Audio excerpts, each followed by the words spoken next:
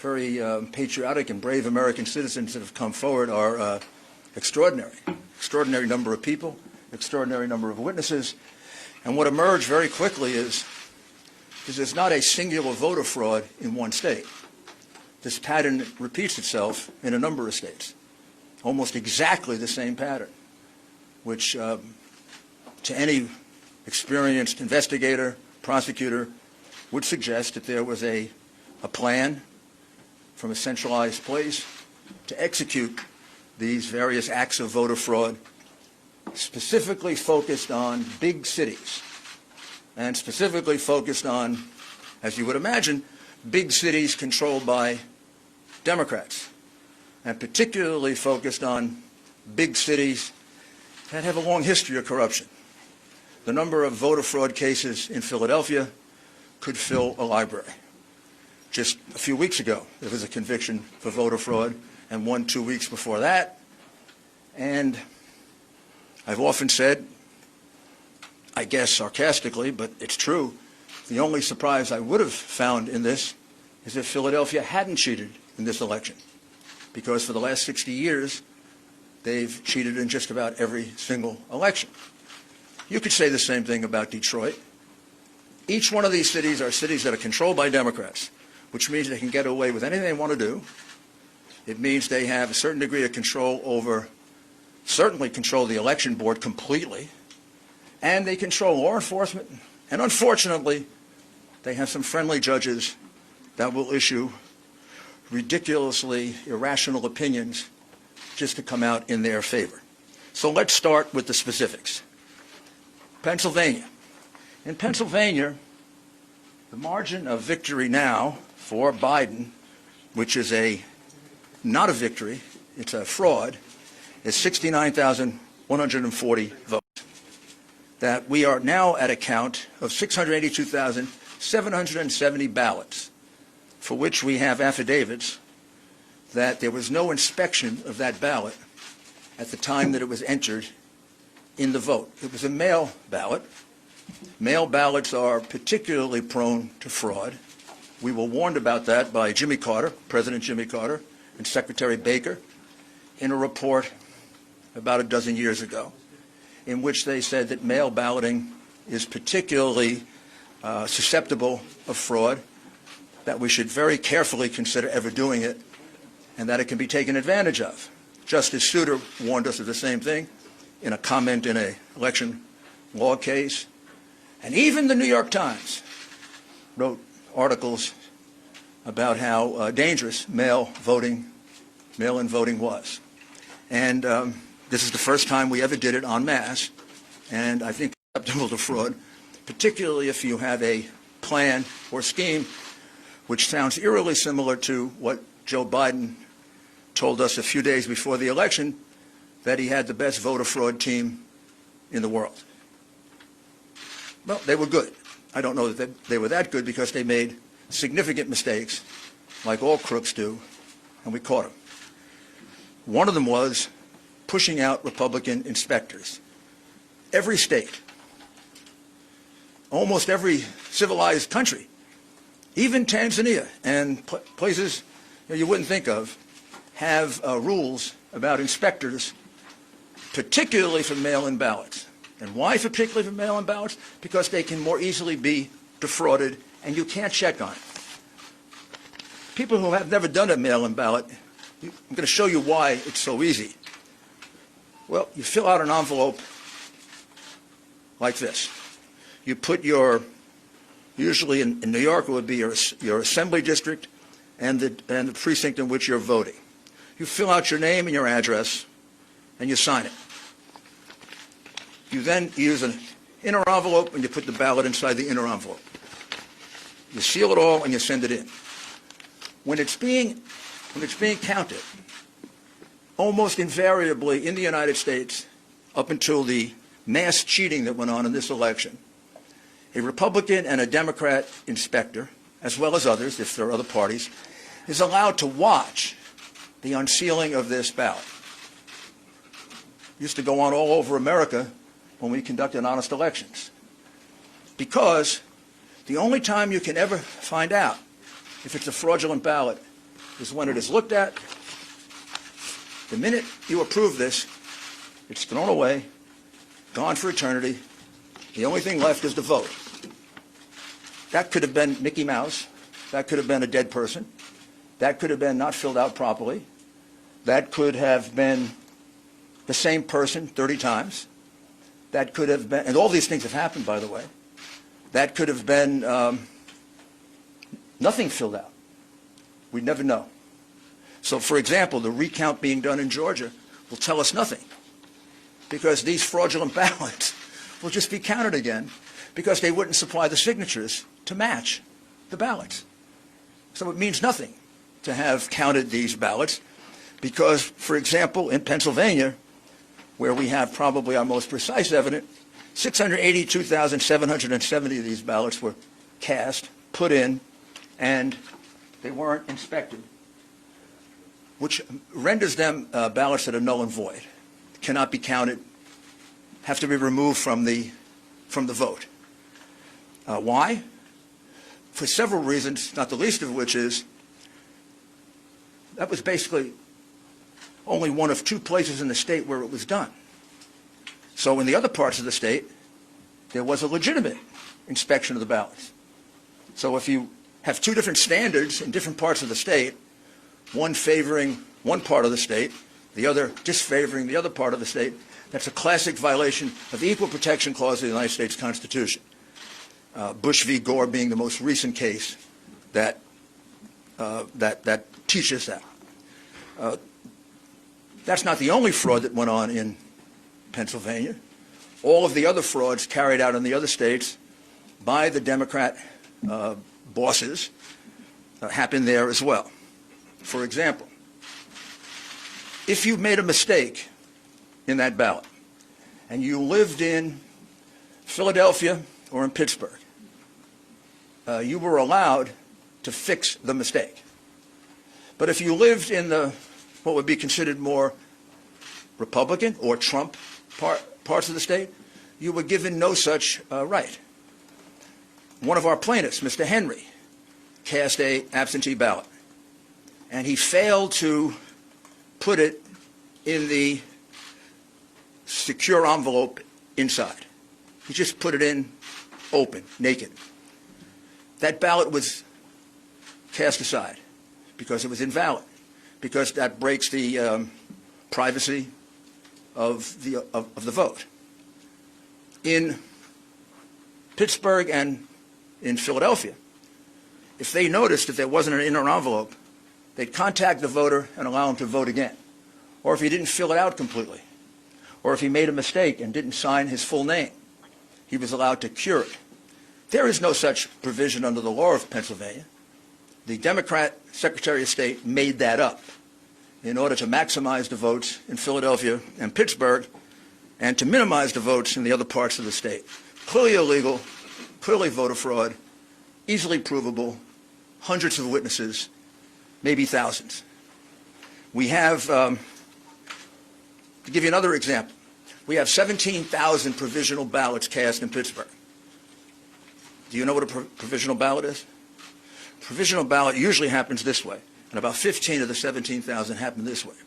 You walk in and you say, "I'm here to vote today." "Oh, Mr. Giuliani, you already voted." "I did? I don't remember voting." "Oh, yes, you cast an absentee ballot." "No, I didn't." "Yes, you did." "No, I didn't." "Yes, you did." So why does that happen 17,000 times in Pittsburgh? People walked in thinking actually 15,000 to be precise. Why did it happen 15,000 times that people in Pittsburgh walked in to vote and they had already voted according to the Democrat election machine? Did they forget? That many people with bad memories in Pittsburgh? Or is the following correct? That as witnesses will testify, they were instructed by the Democrat bosses when they had a ballot in which there was no one registered, just assign it to somebody. Just assign it to Rudy Giuliani. So when maybe Rudy Giuliani wouldn't show up to vote. And if he does show up to vote, we'll give him a provisional ballot. That is what we call circumstantial evidence of the fraud. The direct evidence of the fraud are the people who will testify that, in fact, that's what happened to them, as well as the 50 to 60 witnesses we have for the way they were treated and not allowed to inspect the ballots. They weren't just not allowed to do it. They were pushed. In a few cases, they were assaulted. In all cases, they were put in a corral so far away, probably the closest they got is from here to the back of that room. We could do like a, did you all watch My Cousin Vinny? You know the movie? It's one of my favorite war movies because he comes from Brooklyn. And when the nice lady who said she saw, and then he says to her, how many fingers do I got up? And she says, 3. Well, she was too far away to see it was only 2. These people were further away than my cousin Vinny was from the witness. They couldn't see a thing. Now, I don't know. You're going to tell me that 60 people are lying? They didn't just tell me this. They swore under penalty of perjury, which is something no Democrat's ever done. You don't even ask Biden about this. You don't put him under penalty of perjury. He doesn't even get asked questions about it. He doesn't get asked questions about all the evidence of the crimes that he committed. These people are under penalty of perjury. Their names are on an affidavit. They swear that they weren't allowed to carry out their function as inspectors. And it's not just a technical thing. There's a reason they did it. Why would you not allow people to carry out the function they've been allowed to do for 50 years, 60 years? Why wouldn't you allow inspections of those ballots? Because you knew you were going to use those ballots to catch Biden up. And you had a big road ahead of you. You had to catch him up for 700,000 to 800,000 votes that he was behind. And the only way you were going to do it was with the mail-in ballots. You couldn't have a Democrat and Republican inspector around. They don't even have Democrats watching it because they'd be afraid that there'd be honest Democrats who would say, you're cheating. So that takes us to Michigan, where there was an honest Democrat who said they were cheating. And we'll show you her affidavit, because I know you keep reporting falsely that we have no evidence, that we have no specific acts of fraud. That's because the coverage of this has been almost as dishonest as the scheme itself. The American people are entitled to know this. You don't have a right to keep it from them. You don't have a right to lie about it. And you are. I mean, you don't report to them that a citizen of this country, a very fine woman, who is willing to allow me to give you her name. I can't give you all these affidavits, because if I do, these people will be harassed, they'll be threatened, they may lose their job, they will lose their friends. We've lost lawyers in this case because they've been threatened. We've had lawyers that need protection. What's going on in this country is horrible, and the censorship that you're imposing is making it worse. But Jessie Jacob is an adult citizen and a resident of the state of Michigan. She's been an employee of the city of Detroit for decades. I know her age, but she can tell you her age. She was assigned to voting duties in September, and she was trained by the city of Detroit and the state of Michigan. She was basically trained to cheat. She said that I was instructed by my supervisor to adjust the mailing date of these absentee ballot packages to be dated earlier than when they were actually sent in. The supervisor made that announcement for all workers to engage in that fraudulent practice. That's not me saying that. That's this American citizen saying that under oath. I don't know. Maybe you could say she's lying, but you can't say there's no evidence. This is what we call evidence. This is direct evidence, not circumstantial. I tried many, many cases, as did all my colleagues here. You put a witness on a witness stand, the witness is testifying to their own knowledge. This witness goes on the witness stand and she will say, I was told to adjust the date on the absentee ballots. I witnessed election workers and employees going over to the voting booths with voters in order to watch them vote and coach them for whom to vote. Completely illegal.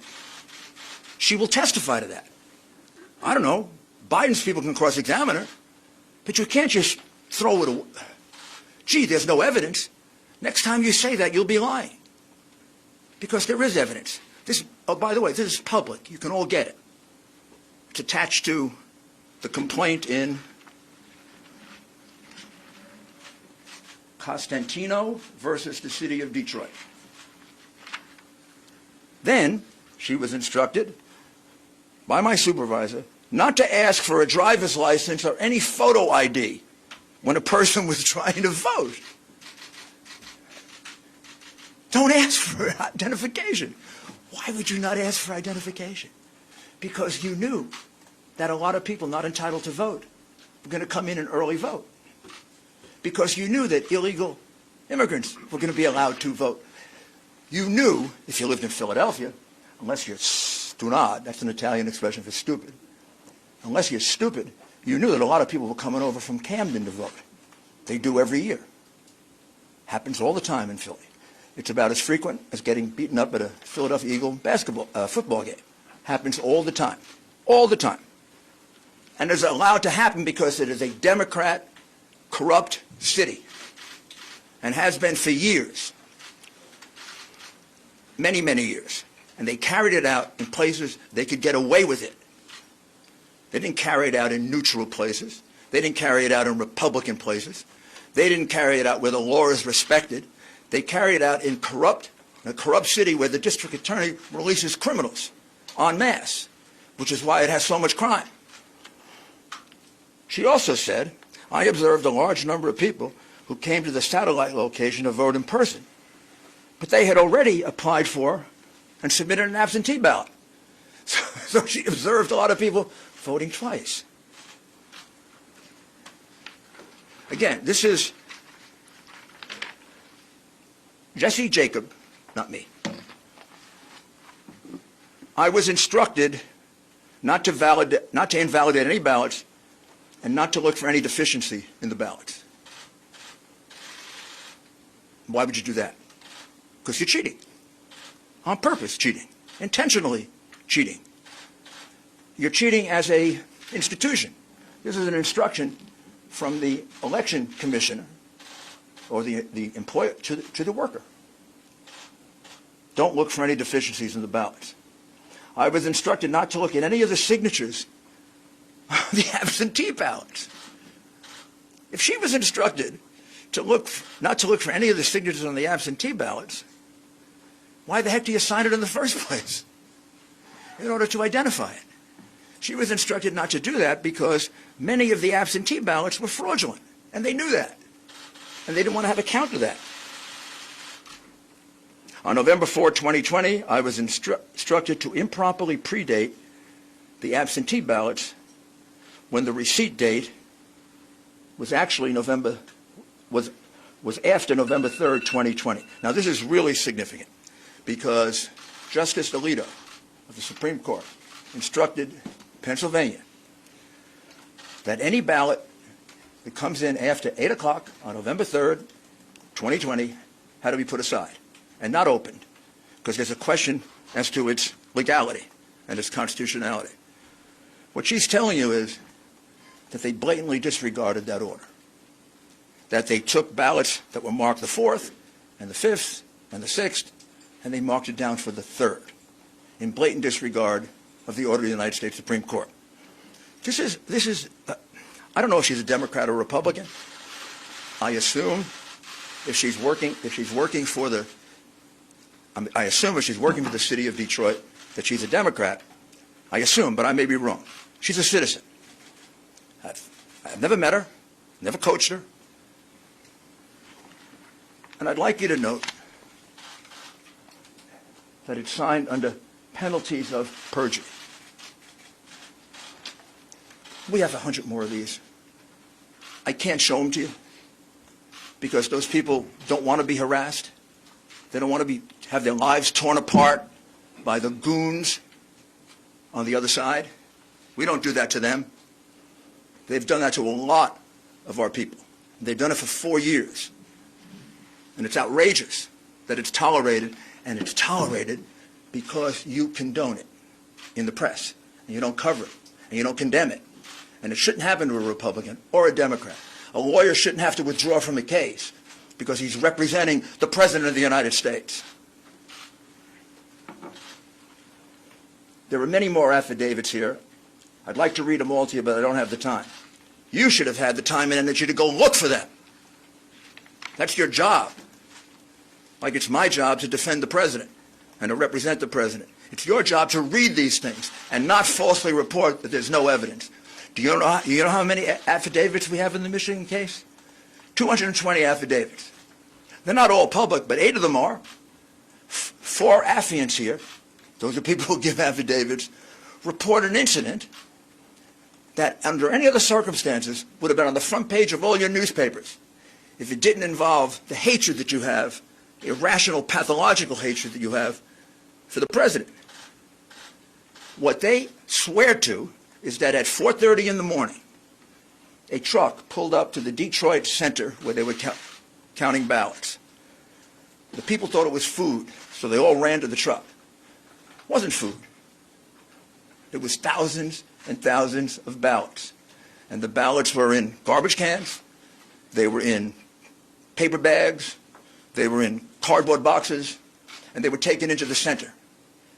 They were put on a number of tables.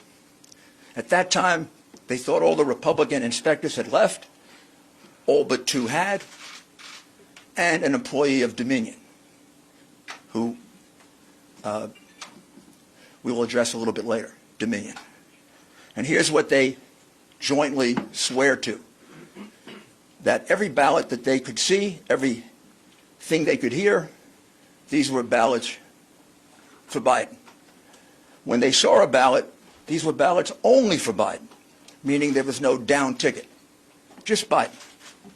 Many of them didn't have anything on the outer envelope because these ballots were produced very quickly, very swiftly, and they're estimated to be a minimum of 60,000, maximum of 100,000. Many of them were triple counted, which means they were put into the counting machine this way. Once, twice, 3 times. I didn't see that. I don't know that, but for the fact that 3 American citizens are willing to swear to it. And we're not going to let them go to court and do that?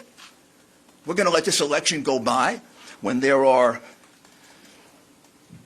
in this case, 60 witnesses that can prove what I'm saying to you and other acts of fraud in Michigan?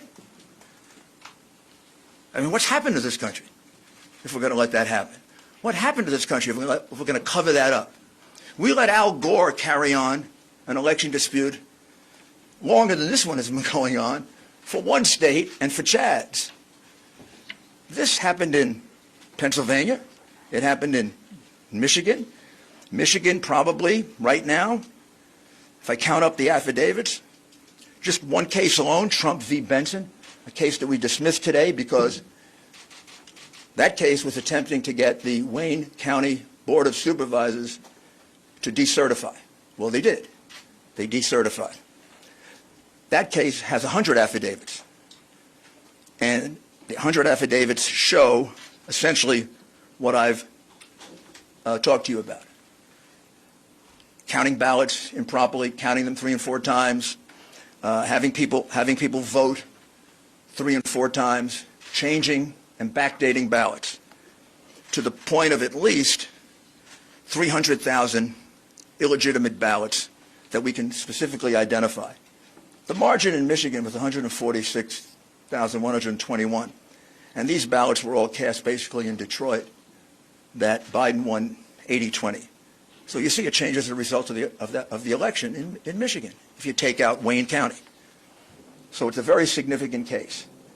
That is being raised in the case of Costantino versus the city of Detroit. Not by us, but by an individual plaintiff. We are helping and assisting in that case, however. And you can find all the affidavits that you want filed in that case. And you can find out they're not just allegations, they're allegations supported by sworn testimony, which is a lot better than Joe Biden has ever done on anything. He doesn't answer questions, much less give you sworn affidavits. Wisconsin. Wisconsin had a very small margin, 20,544 last time I looked. In Wisconsin, without going into great detail, very similar plan. Republicans shut out in the city of Milwaukee and also in Madison. Republicans almost uniformly shut out from the absentee process, not allowed to inspect, not allowed to look at the ballots. We have in Milwaukee and in the state of Wisconsin a much stricter law. Wisconsin doesn't allow mail-in ballots. They didn't buy into the big mail-in ballot situation. Wisconsin, when you look at their constitution, almost seems to not like absentee ballots. They state it's not a right, a privilege. And they have very, very strict procedures. And the strict procedure says that you can't be given an absentee ballot. You have to personally apply for it. It's illegal, basically, to solicit a vote. And they have actually many reasons for it. That probably goes back to their progressive days. When I say progressive, I mean late 19th century, early 20th century progressive, when that really meant progressive, not retrogressive. So there are 60,000 ballots in Milwaukee County and 40,000 ballots in Madison that, as far as we can tell, and this is why we're auditing, because we have very good information, the numbers are going to come out about here, that don't have applications. Under the law of the state of Wisconsin, already decided, if there's no application for an absentee ballot, the absentee ballot is thrown away. This all happened in two places in Wisconsin. It didn't happen in northern Wisconsin. It didn't happen in Republican Wisconsin. It didn't happen in neutral Wisconsin, where there are an equal number of Republicans and Democrats. It happened in a place where the vote was 75, 80% for the Democrat. You take away any number of those, and that 20,000 lead disappears. In other words, if you count the lawful votes, Trump won Wisconsin by a good margin. Indeed, if you count the lawful votes in Pennsylvania, he won it by about 300,000 votes. Also, in the lawsuit filed in Wisconsin, which is really a petition because of their procedures, there were no inspectors provided for the count of the illegal ballots. There were numerous backdated ballots. We're just counting them now, run over into the thousands.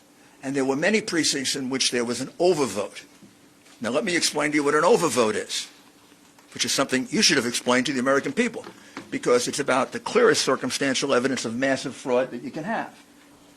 An overvote is if 200% of the people who are registered in a district vote. Think about that. 200% of the registered voters in a district vote. What does that mean? That means somebody voted twice. That means somebody who's not entitled to vote voted, an illegal, a person from another city or state, a person who's not registered. But what it means is that those are illegitimate votes. You don't have an overvote of 200% or 300%. You don't have an overvote of 100%.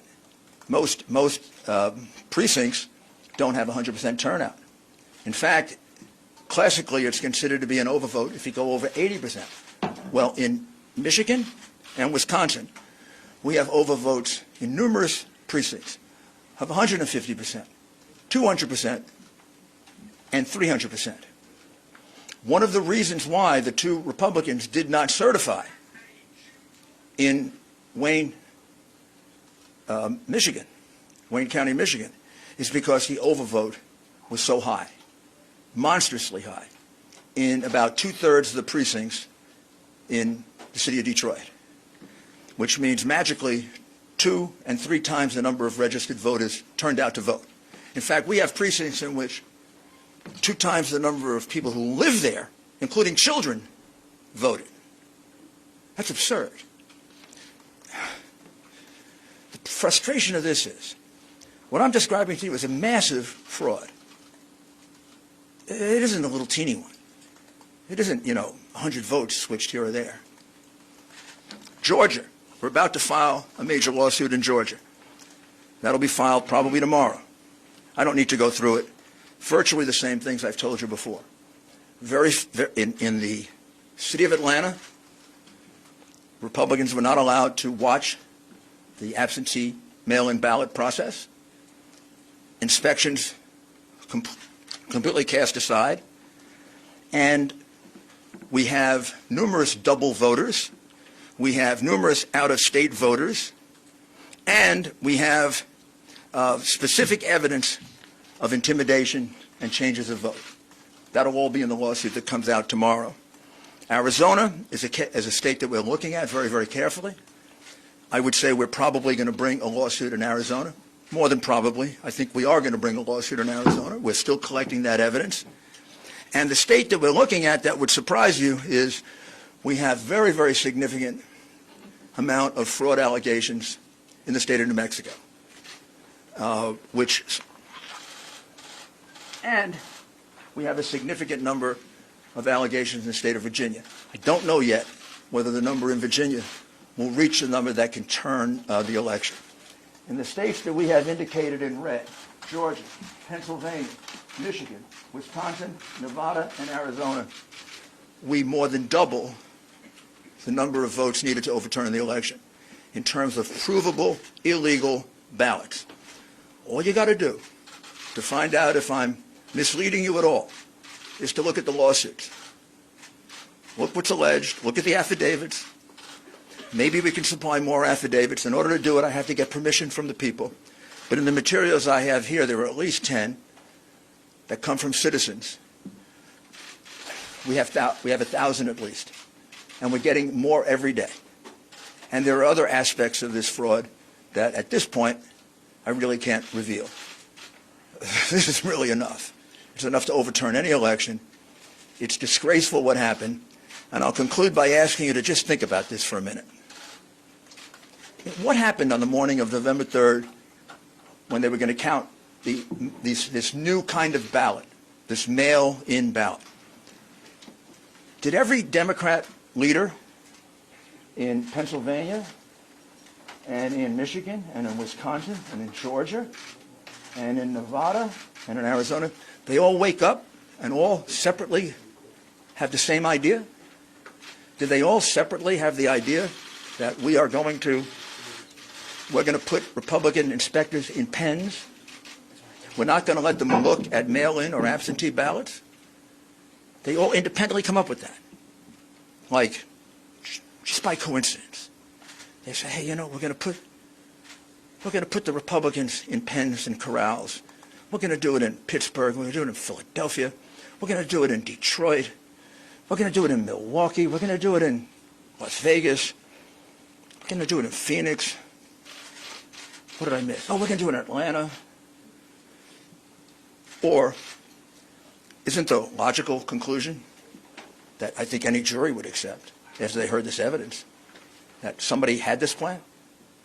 Maybe that was always the plan, to do this very, very questionable form of voting, which has been criticized by President Carter, by Secretary Baker, by most experts on election reform. I think the logical conclusion is this is a common plan, a common scheme. It comes right directly from the Democrat Party, and it comes from the candidate. Clearly. That's the reason why Hillary Clinton said, don't concede, even if you're losing. That's the reason we had a Freudian slip by the candidate. And he said he had the best voter fraud team in the country. That's the reason why he probably didn't have to go out and campaign. He had to have known what they were going to do. This had to be planned in advance. I'm kind of checking, did they go, to the same contracted to get the corrals to put the Republicans in. And this is a disgraceful thing that was done in this country. Probably not much more disgraceful than the things these people did in office, which you didn't and don't bother to cover and you conceal from the American people.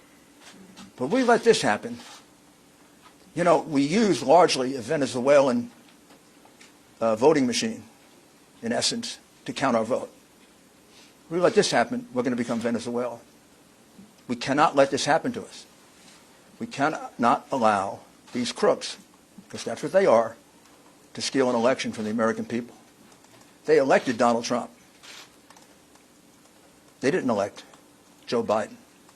Joe Biden is in the lead because of the fraudulent ballots, the illegal ballots that were produced and that were allowed to be used after the election was over.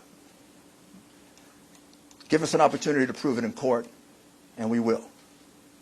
Now I'm going to ask Sidney Powell to describe to you what we can describe about another totally outrageous situation. I don't think most Americans know that our ballots get calculated, many of them outside the United States, and are completely open to hacking, completely open to change, and it's being done by a company that specializes in voter fraud. I'll let Sidney describe that to you. Thank you, Rudy. What we are really dealing with here and uncovering more by the day is the massive influence of communist money through Venezuela, Cuba, and likely China in the interference with our elections here in the United States.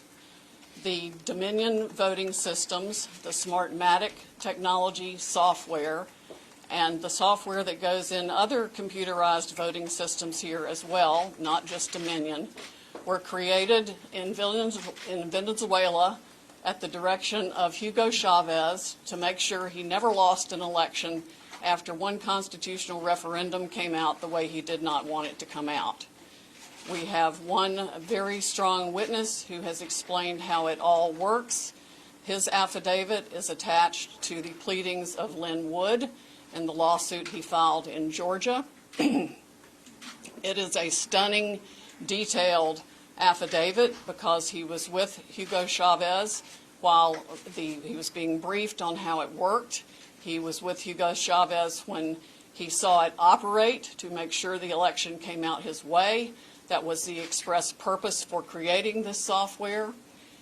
He has seen it operate, and as soon as he saw the multiple states shut down the voting on the night of the election, he knew the same thing was happening here, that was what had gone on.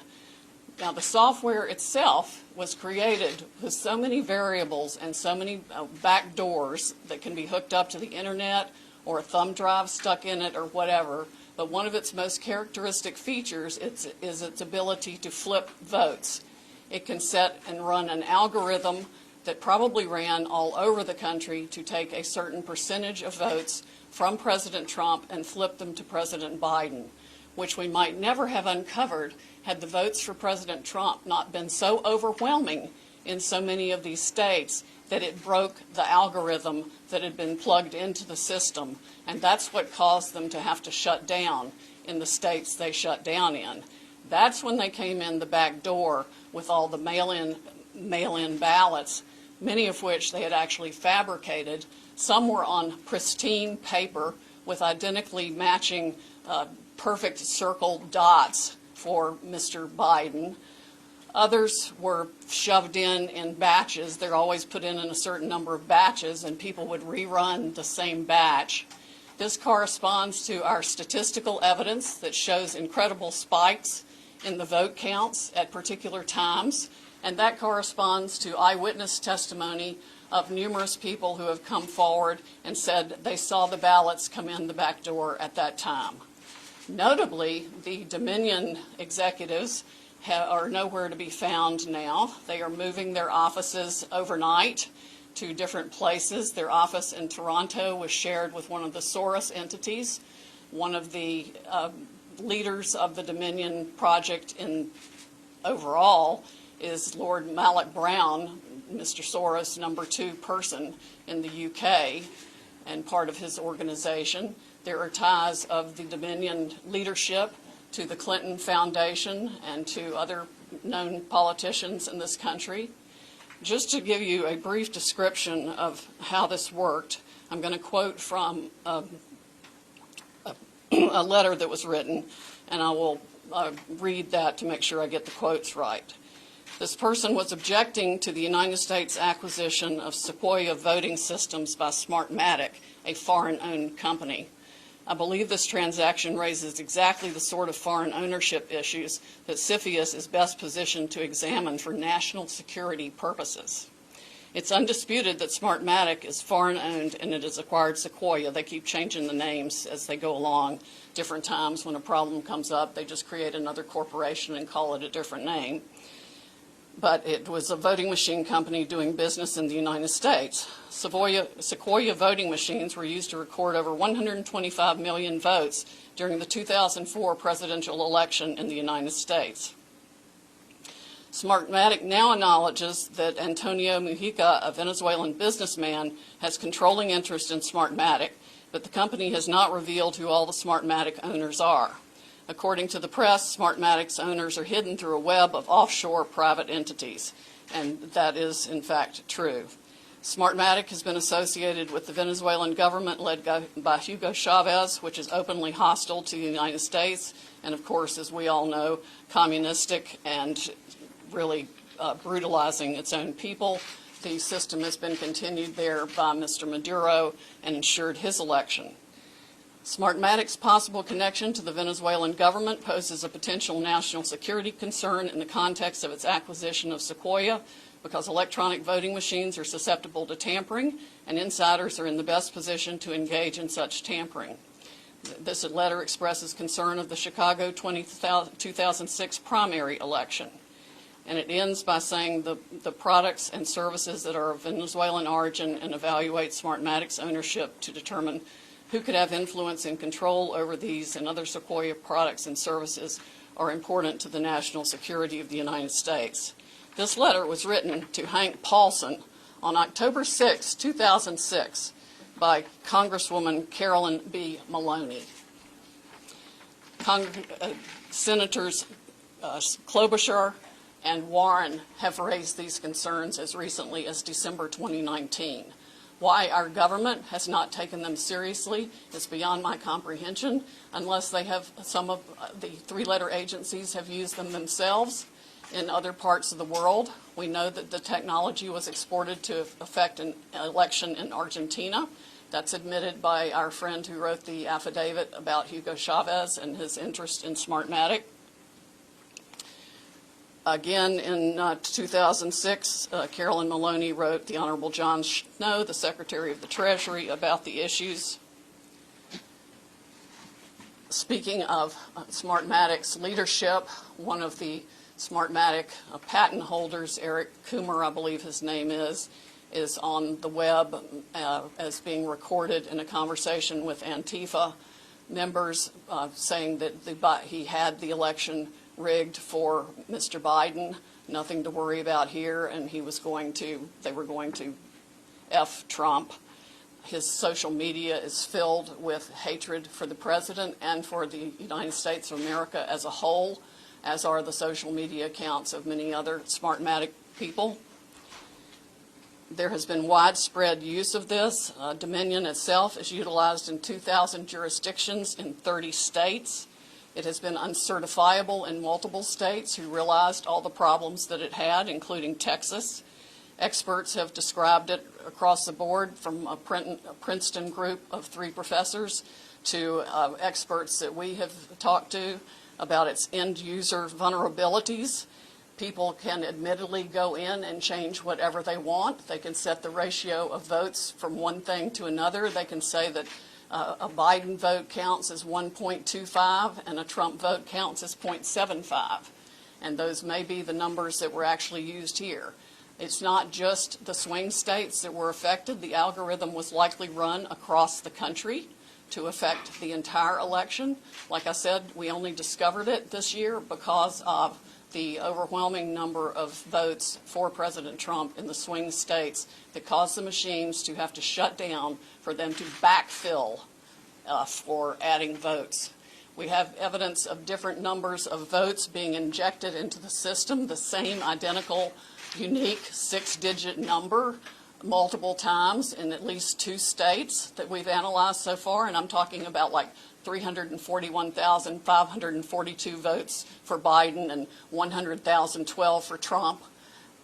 There's no explanation, no logical explanation for the same numbers being injected 20 minutes apart into the machine.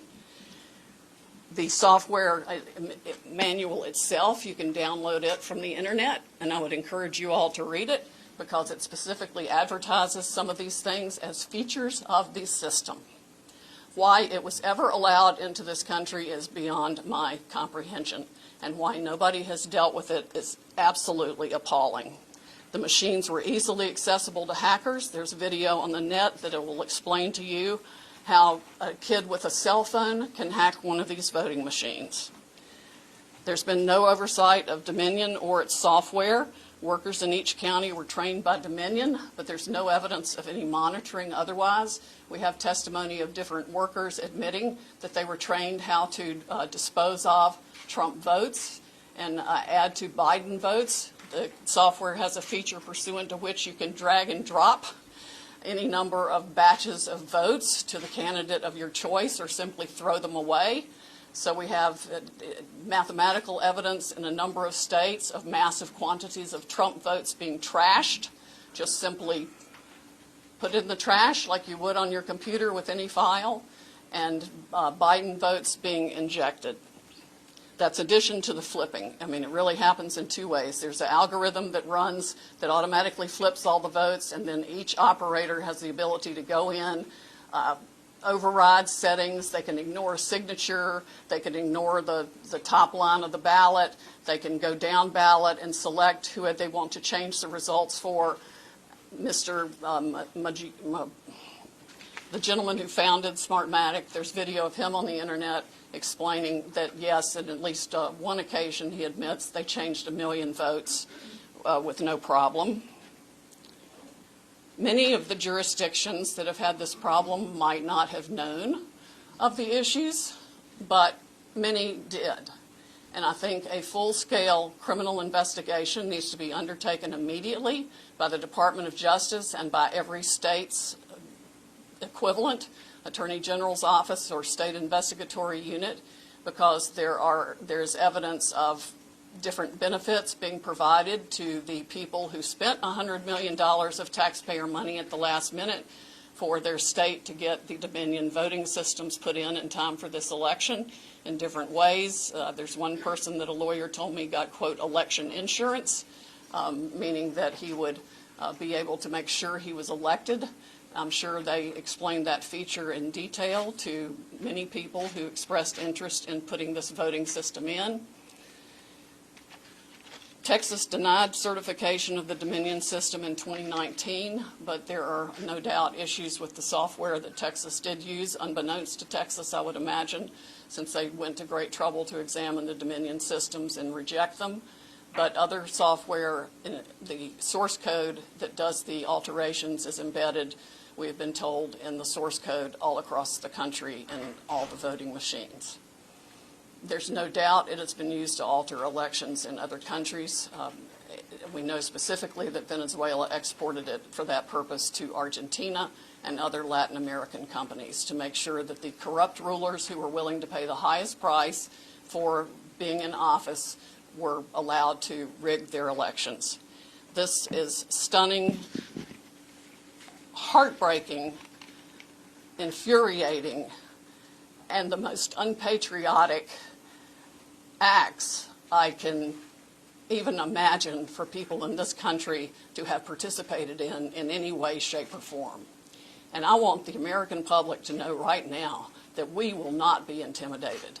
American patriots are fed up with the corruption from the local level to the highest level of our government, and we are going to take this country back. We are not going to be intimidated. We are not going to back down. We are going to clean this mess up now. President Trump won by a landslide. We are going to prove it, and we are going to reclaim the United States of America for the people who vote for freedom.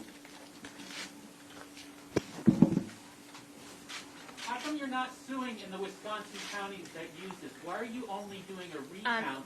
And excuse me, that we're not out to the questions at this point. So excuse me, we're not at the questions at this point. My name is Jenna Ellis, and I'm the senior legal advisor to the Trump campaign, and I'd like to just explain now where we've been and where we're at and what you can expect from this process. So what you have heard, I'm sure, in the fake newspapers tomorrow will be one of two things. Either there was not sufficient evidence that we've presented, or we spoke too long. Okay, so what you've heard now is basically an opening statement. This is what you can expect to see when we get to court to actually have a full trial on the merits, to actually show this evidence in court and prove our case. This is not a Law and Order episode where everything is neatly wrapped up in 60 minutes. For those of you who are here in this room or have maybe tuned out in other networks, clearly you've never been court reporters.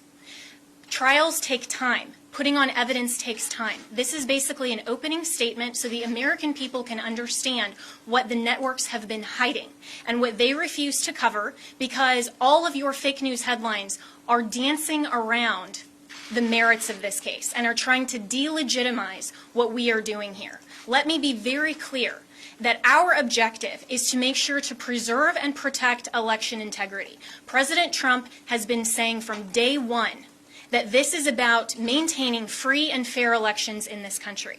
It is not about overturning an outcome. It is about making sure that election integrity is preserved, and every American should want that. If every American is not on board with that, you have to ask yourself why. And if your fake news network is not covering this or allowing you to cover it fairly and accurately, you should ask yourself why. This is absolutely a legitimate legal basis. We have been asked to provide an entire case that generally would take years in civil litigation. I've been a prosecutor. I have tried cases with far simpler facts. One thing happened in a matter of minutes, and it still takes days. And we go through a jury process. This is the court of public opinion right now. We are not trying our case in the court of public opinion, because if we were, we would get unbiased jurors. I would strike 99% of you from the jury, and I would be allowed to because of the fake news coverage you provide. You are not unbiased jurors. And until you step out of your role as a journalist and actually go into a courtroom and you are a judge on a bench that has sworn an oath to be unbiased in our separation of powers, then your opinion does not matter. The facts matter, the truth matters, and if you are fair reporters, you will cover that fairly and appropriately, and you will allow coverage of our media team here and our legal team. That is absolutely shocking that all you cover are around the margins, and I've seen all of you taking pictures right now, and I can anticipate what your headlines are going to be. If you are not willing to talk about the evidence that has been presented, then that is absolutely unacceptable for journalistic standards. This is an opening statement. This is something where we have told you what the evidence will show, and we have given you a brief description. That happens in a courtroom all the time, where that's not the fact-finding process. That is just an overview. That is what we have given you today, because the American people deserve to know what we have uncovered in the last couple of weeks. Remember, this is such a short time frame. And this is an elite strike force team that is working on behalf of the president and the campaign to make sure that our Constitution is protected. We are a nation of rules, not a nation of rulers. There is not someone that just gets to pick who the next president is outside the will of the American people. And that is our task, because when we talk about voter fraud, it's actually election official fraud. That cannot stand. The Constitution requires that the state legislatures are the ones that make election law. It still has to go by the U.S. Constitution. But what has happened in this case is that state and local level officials and all the way up have changed the rules. That's what the Democrats do. If they don't like the rules, they change them. And they change them at the last minute. They manipulate them. They want to tear down our American system. Our founders were so brilliant that they anticipated this, that there would be corruption, there would be foreign influence, there would be attempts to manipulate the outcome of the election, especially with who they called our chief magistrate. I would encourage all of you to go home and actually read Alexander Hamilton's Federalist 68 and see what he described as an advocacy position to adopt and ratify the Electoral College and the process by which we select our president. We select our president through the Electoral College not because it disenfranchises voters, but because it is a security mechanism for exactly the type of corruption that we are uncovering. And every American should be grateful and thankful that our founders had the foresight to put in those protections and provisions to make sure that your legitimate legal vote is not disenfranchised. That is what we are advocating for. We want to make sure to protect election integrity, and your president, President Trump, we are so proud that he is in this fight because he understands that when he swore his oath of office, he swore an oath to uphold and defend the United States Constitution. That is what he is doing. And that is what we are doing. We are confident that through this multiple pathway to victory, we will get to the actual outcome that the evidence shows. But this is not about overturning an election on our part. It's about making sure that we protect and preserve free and fair elections for all future American elections. If the United States caves to corruption or this type of election integrity disaster, then no election will be secure from here on out. And we all need to be keenly aware of that. We are the representatives here that are standing in this gap and defending President Trump and defending you, the American people, at the end of the day. This is ultimately about the United States of America. And we want to make sure to protect and defend that. And as my colleagues have said, we will not back down. We won't be intimidated. President Trump will not be intimidated. You, the American people, should not be intimidated. You, the press, should cover this fairly and should know that this matters to election integrity and it matters to the future of our nation. So we have given you an overview, but recognize this is not a court of law. We will get there, and we have time.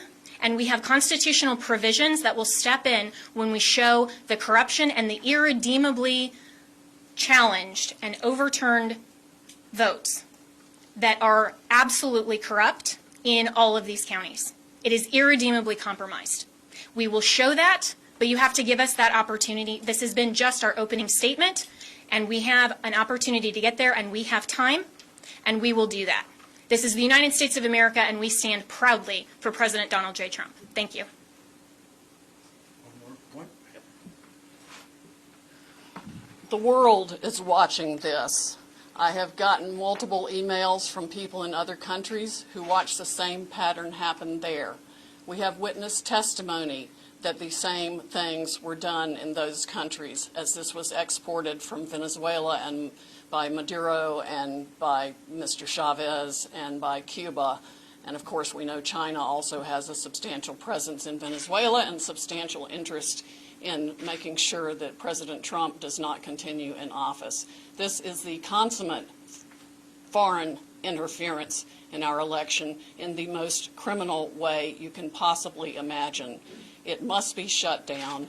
We know, for example, that one of the Dominion's highest level employees or officers went to Detroit himself to man the Detroit Operations Center where he could watch the votes coming in real time and decide what file folder in the system to put those votes into. That's why you see massive spikes after hours when people were told that all the votes were in and all the votes were counted. Many Dominion employees have already reached out to us to tell us the truth. They are Americans who want to ensure election integrity like we do. I would encourage every Dominion or Smartmatic employee who is fed up with the corruption in this country to come forward as soon as possible, because these are serious federal offenses that I am confident the Department of Justice will be in pursuit of in very short order if they are not already. All right. few questions? Yeah, Mayor Giuliani, this sort of reminds of 30 years ago, they had federal judges doing consent decrees over elections. So you got a federal judge overseeing the election, this is old Chicago days. Will you be asking that in Georgia, where you have the two Senate races, to have the U.S. District Court judges and federal authorities monitoring elections? I can't say what's going to be done about... In Montgomery County, we have sort of a Operation Gray I'm sorry, I didn't, in what county? Montgomery County, Pennsylvania, and Yes. Atlanta, there's sort of an Operation Gray Lord going on. I don't know if you were Yep. informed of that. I know about it. I really can't give you an opinion on that. I think, obviously, every election official should learn something from this and be very, very careful with the next election. I know this is a lot of information that we've given you, probably because we're frustrated with what we keep reading and hearing in the censored press, which is that we have no evidence, we have no specifics, we have no backup for what we're saying, and you largely ignore the affidavits that are filed. Whether you agree or disagree with an affidavit, it's evidence. You can't say, I mean, you're just lying to the American people when you say there's no evidence. Sidney was giving you information that come from affidavits from other people that are given under oath. I was explaining things to you from affidavits that come from other people, American citizens, who swear under oath that they saw 100,000 ballots come in and that they were all for Joe Biden, and that I should point out, now that Sidney has spoken, that those happened just around the time that the Dominion or Smartmatic people called a halt to the election. And then you can also trace it with a very big spike in the vote count at exactly that time. Right up. So what we're telling you is supported by evidence. And we're going to have to present these because of the procedures that exist according to the different voting laws of the different states. For example, you asked us about Wisconsin. We have to first create a contest in Wisconsin before we can move to bringing a fulsome federal lawsuit. The contest, from everything I can see, is going to overturn the vote because it's going to show somewhere around 100,000 illegal ballots in 2 counties that Biden carried by 75, 80%, and you know how close Wisconsin is. And what I'm talking about is the absentee ballots for which there were no applications. And that's not just a small matter. The reason for the application and the reason to keep all these things together is precisely to avoid what the Democrats did in this election, which is to misuse the absentee ballot process and the mail-in ballot process in order to cheat. So they really cheated in 2 respects. They cheated with the machines. Instead of asking me, are we going to bring a lawsuit in Wisconsin, which we will if we have to, you should have asked me, and you should be more astounded by the fact that our votes are counted in Germany and in Spain by a company owned by affiliates of Chavez and Maduro. Did you ever believe that was true? Did any of you here believe that that was possible? Of course it's not. Of course it shouldn't be possible. I don't know if we're going to have time to develop all that in time to fill the requirements of all these cases. We have enough evidence without that to overturn this election. We have it from the affidavits of American citizens. But that's a matter of national security that we're talking about now. Very, very serious matter of national security. Please don't make light of it. And don't act like you knew it. Don't act like it isn't a surprise. If that's not a headline tomorrow, then you don't know what a headline is. There isn't a single person in this country that would have believed that we have states that are stupid enough to have our vote sent out of this country. You couldn't possibly believe that the company counting our vote, with control over our vote, is owned by 2 Venezuelans who were allies of Chavez, are present allies of Maduro, with a company whose chairman is a close associate and business partner of George Soros, the biggest donor to the Democrat Party, the biggest donor to Antifa, and the biggest donor to Black Lives Matter.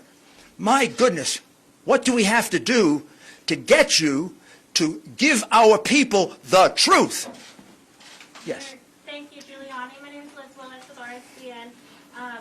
Some on this legal team have mentioned before that people close to the Trump campaign are pressuring them to drop the investigation into Dominion. Can you go further into detail and tell us specifically who those people are? Also, if it's possible, can you tell us if they work with some of our powerful defense groups in the United States, such as the CIA? The last part was, do they work With defense groups. with defense groups and the CIA? First, I'm in charge of this investigation with Sydney and the people that you see here. There's been no pressure to stop investigating Dominion. No one's In fact, there's pressuring y'all to stop. no, there's pressure to go as fast as we can. I mean, I think there was uniform shock when we first heard it. I think when I first heard it, I didn't believe it until Sydney showed me the documents. And in fact, I feel kind of stupid, and you all should, because all you had to do is go online and find out that Smartmatic is owned by Venezuelans close to Chavez. You can Google it. Well, unless they take it down. I preserved it, so you can find it. Not, you know, and by the way, the Coomer character, who is close to Antifa, took off all of his social media. But we kept it. We've got it. The man is a vicious, vicious man. He wrote horrible things about the president. He is completely biased. He's completely warped. And he specifically says that they're going to fix this election. I don't know what you need to wake you up to do your job and inform the American people, whether you like it or not, of the things they need to know. This is real. It is not made up. It is not, there's nobody here that engages in fantasies. I've tried 100 cases. I prosecuted some of the most dangerous criminals in the world. I know crimes. I can smell them. You don't have to smell this one. I can prove it to you 18 different ways. I can prove to you that he won Pennsylvania by 300,000 votes. I can prove to you that he won Michigan by probably 50,000 votes. When I went to bed on election night, he was ahead in all those states, every single one of those states. How is it they all turned around? Every single one of them turned around? Or is it more consistent that there was a plan to turn them around? And since there are witnesses who say there was a plan to turn them around, and it kind of begs credulity to say that it all happened in every single state, my goodness, this is how you win cases in a courtroom. Sir, is it your goal here to pressure officials and lawmakers in these battleground states to block or delay certification so the GOP can pick their own electors? Is that the end game here? Our goal here is to go around the iron curtain of censorship that, what publication are you with? CNN. It's to go around the outrageous iron curtain of censorship and get facts to the American people that if you were a fair and honest network, you'd have been reporting for the last 2 weeks. These are facts. These are things that actually happened. These people really wrote these affidavits. These affidavits are really part of the public record. You're concealing them, you're covering them up, and our role here is to do your job because you don't do it. Mr. Mayor, Chanel?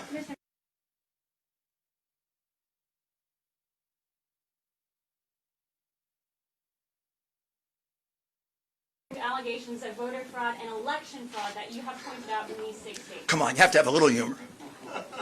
We have witnesses who have actually reported. Where are things you, to the FBI? And nothing's happened as a result of it. I don't know where the FBI has been for the last 3 years. I have no idea where the FBI has been for the last 4 years. Explain to me how the FBI concealed a memo in the hand of Brennan to Obama saying that Hillary basically made up the Russian collusion plot. They withheld that for 4 years and cost our country $40 million and 2 impeachment, one attempted, one actual, and then an acquittal proceeding. I don't know where they've been. I don't know where they were on the hard drive. They got it 10 months ago. Mr. Mayor, There are clear crimes revealed on it. Didn't do anything with that. I don't know where they are now. Our country has had its ballots counted, calculated, and manipulated in a foreign country with a company controlled by friends of an enemy of the United States. What do we have to do to get the FBI to wake up? Maybe we need a new agency to protect us. I have no idea. If I may speak for just a minute, in terms of the level of corruption we are looking at here, we have no idea how many Republican or Democratic candidates in any state across the country paid to have the system rigged to work for them. These people didn't do this just to take control. They make one heck of a lot of money off of it. Think about the global interests behind your own news organizations. Think about the pressure being brought to bear from the social media companies to shut down free speech on any challenge to the election. This is a massive, well-funded, coordinated effort to deprive we the people of the United States of our most fundamental right under the Constitution to preserve this republic that we all cherish. It is of the greatest concern. It is the 1775 of our generation and beyond. Sydney, speaking Yes. of our votes being held and processed, tabulated overseas, there's reports that there was a piece of hardware, possibly a server, picked up in Germany. Is that true, and is it related to this? That is true. It is somehow related to this, but I do not know whether good guys got it or bad guys got So it. we don't know who picked it up. Why Cindy, I have a question on, Cindy, this is, Wisconsin, Wisconsin, were the can I counties ask, that Cindy, use Dominion this is systems? I can only hear one person at the time. I'm going to take the one with the hands raised. I'm with Just the News, with Yes. Gonzalez Outlet. So question for you, Cindy. First, on the issue of the machines, do you plan to have, are you seeking a court order to either seize or subpoena or just to gain access to any of these machines in any of these contested districts? Have you begun that process? And when can we expect a timeline on that? And then for you, Mr. Mayor, you mentioned in Wisconsin and in Michigan these issues of overvoting. Where can we learn more about this? You're saying 150, 200%? Up to 350% in some Sure. places. Where would we get access to that data? And then to what extent were those people who showed up to vote in person? Because in Michigan, for example, they did allow same-day registration. Yes, well, the same-day registration causes problems with the vote signature and the registration itself. That's a whole different system that makes it impossible, really, to validate the signature. I mean, one person could sign the same name. I mean, I could sign John Smith, I could sign Kay Smith, I could sign, on both things and run 50 ballots that way. And we've got some evidence of that being done as well. Rudy, do you want to speak to the other part of it? Sure. We have now 3 overvote analyses done. One for Pennsylvania, one for Michigan, and one for Wisconsin. We're in the process, Georgia. We're in the process of doing the others. I'll check to see if it's appropriate for us to make it public. Well, I imagine it is, but you could actually do it. Yeah. You could do it yourself. a lot of the analysis comes from the real-time data that came through to the news medias the night and following the election.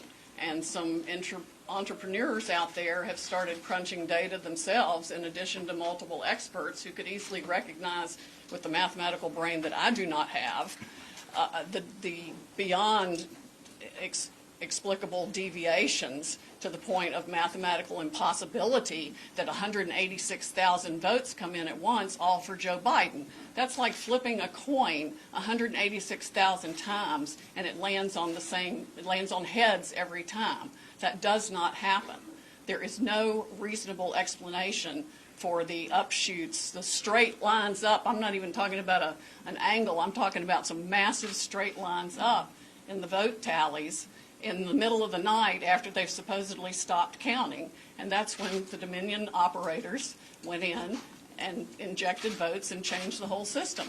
And it affects votes around the country, around the world, and all kinds of massive interests of globalist dictators, corporations, you name it. Everybody's against us except President Trump and we the people of the United States.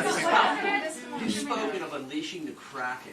Is the country ready for this? I mean, Americans should be astonished at what you're saying here today. Is the country on the verge of an electoral breakdown? We've already had it. We have already had that electoral breakdown. But the Constitution, as Jenna explains, has provisions in it for how you fix this.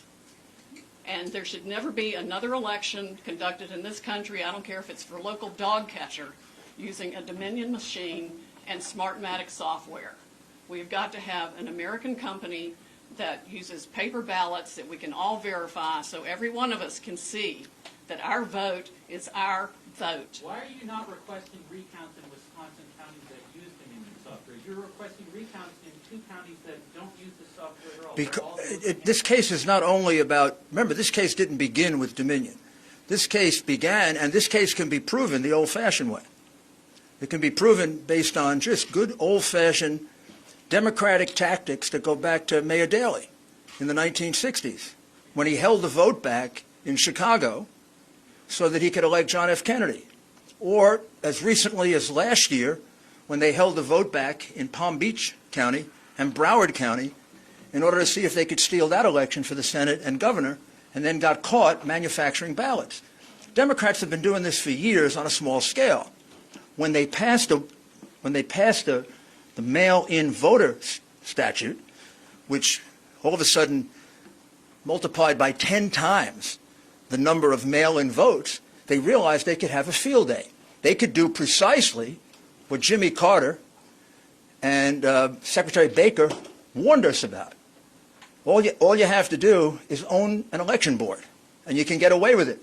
And unlike what Sydney is talking about, where you can have a paper trail, a paper ballot, I tried to point out to you, the minute that you separate the outer envelope from the ballot, you can no longer trace it, which is why the count, whatever the count in Georgia today is totally ridiculous. They're counting the same fraudulent ballots one more time. Yeah. Mr. Mayor, And we're still very close. Mr. Mayor, so far, no single court has found evidence of fraud. That's got to be disappointing for you and the President. How would you describe his mood at the moment? And do you and him still genuinely believe you can overturn this election, or is it about something bigger for you? Well, it is about something. Let's go from the big picture to the smaller picture. The most important thing here is that this has been a massive attack on the integrity of the voting system in the greatest democracy on earth. The people who did this have committed one of the worst crimes that I've ever seen or observed. One of the things we're the most proud of in this country is that we've been such a long-standing democracy based on the right to vote. They have trashed the right to vote. They've dishonored the right to vote. They've destroyed the right to vote in their greed for power and money. And there's no doubt about it. This was not an individual idea of 10 or 12 Democrat bosses. This is a plan. You would have to be a fool not to realize that. They do the same thing in exactly the same way in 10 big Democrat-controlled, in most cases, crooked city. And when I say crooked city, go look at how many of their officials have gone to jail in the last 20 or 30 or 40 or 50 or 60 years that they have dominated and destroyed those cities. They picked the places where they could get away with it. They picked the places where, whether or not Republicans testified to something, judges would just dismiss it because judges are appointed politically. And too many of them are hacks. They picked places where they could get a sheriff that refused to enforce a court order. When we got a court order that we could be 10 feet closer, our representatives were told, if you try to do it, I'll arrest you. You're painting a portrait of a national conspiracy, suggesting that Joe Biden was actually part of that. Part one, it began as a national conspiracy.